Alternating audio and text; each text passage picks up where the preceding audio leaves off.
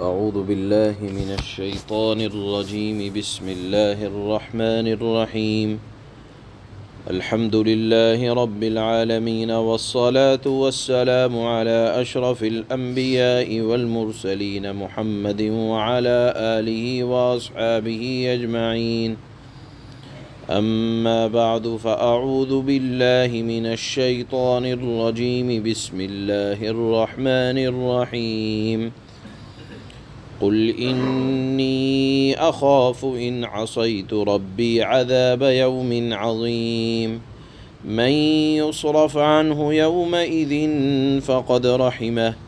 وذلك الفوز المبين وإن يمسسك الله بضر فلا كاشف له إلا هو وإن يمسسك بخير فهو على كل شيء قدير وهو القاهر فوق عباده وهو الحكيم الخبير صدق الله مولانا العلي العظيم۔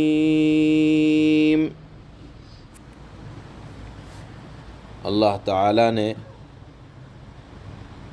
ان آیات میں دو مضمون ارشاد فرمائے ہیں۔ پہلا مضمون اللہ تعالیٰ نے یہ ارشاد فرمایا،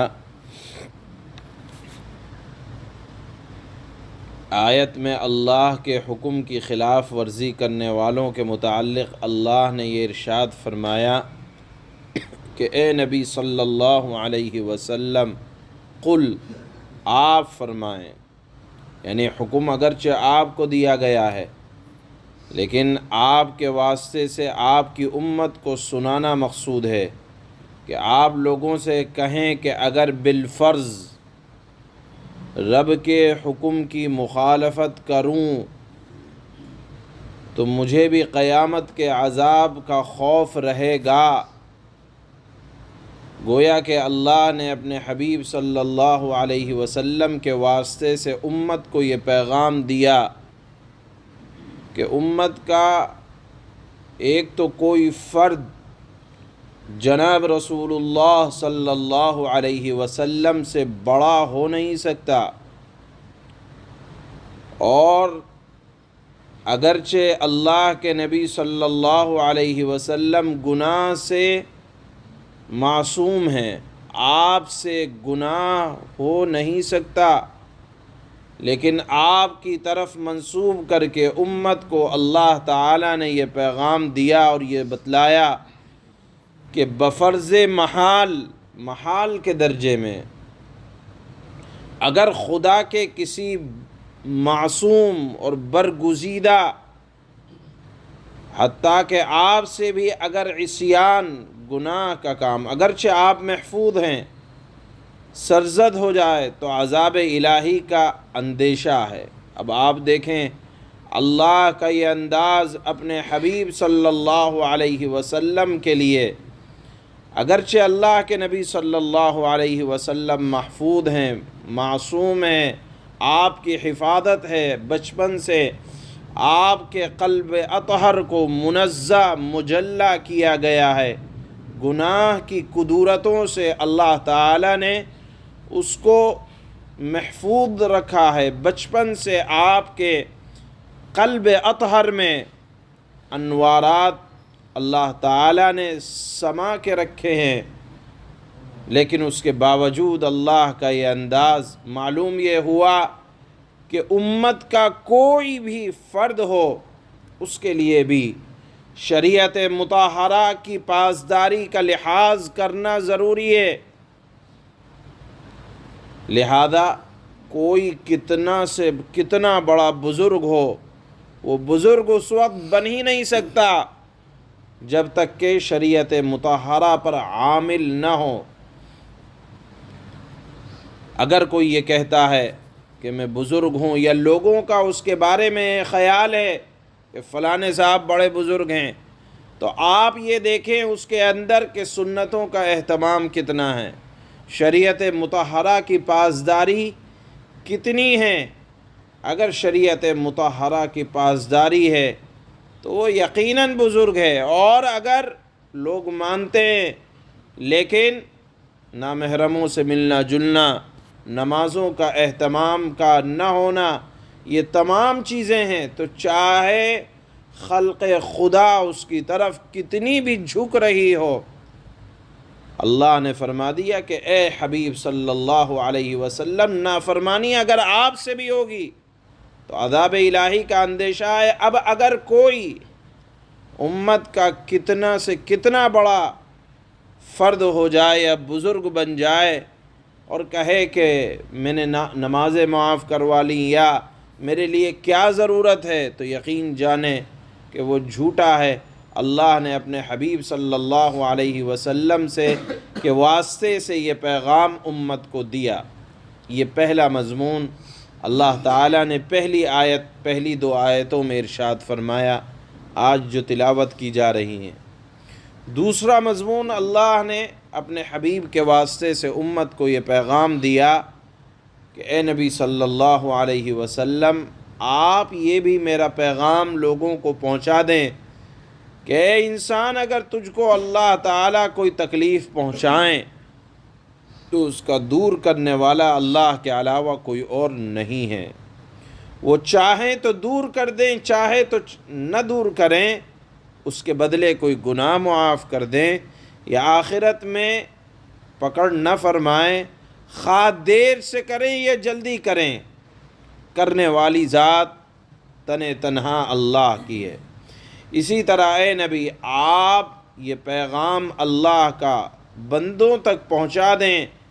کہ اگر کوئی خدا کی طرف سے کوئی نعمت حاصل ہونے والی ہے، کوئی فائدے کی چیز پہنچنے والی ہے، اس کو کوئی روک نہیں سکتا۔ اگر عزت ملنے والی ہے، دنیا کی ساری طاقتیں مل کر ذلیل بھی کرنا چاہیں تو کوئی ذلیل نہیں کر سکتا۔